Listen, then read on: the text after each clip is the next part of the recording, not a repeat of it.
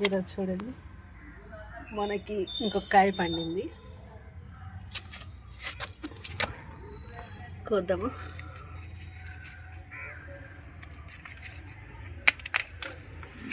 ఇదొకటి అండ్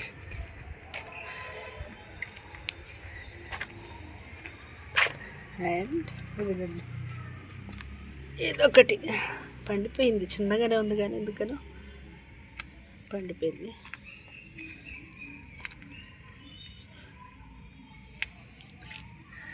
ఇదొకటి, ఇది కూడా ఎరుపు తిరిగింది. కోసేద్దాం అంటే కోసేద్దాం, లేకపోతే ఈవినింగ్ దాకా ఉంచుతాం. కొంచెం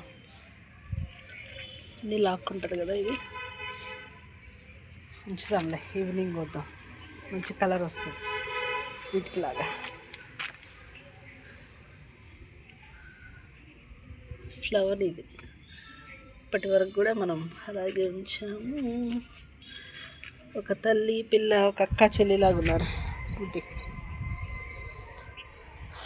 కదా, చాలా బాగున్నాయి.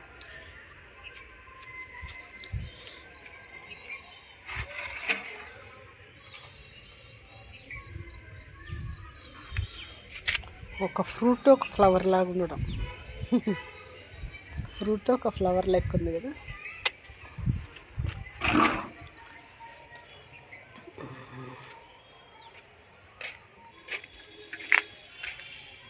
ఇంకొక ఫ్రూట్ చూపిస్తాను, ఇదిగోండి.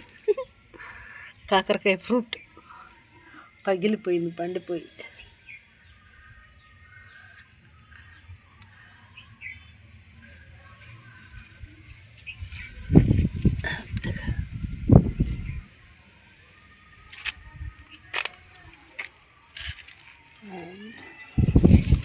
జామకాయలు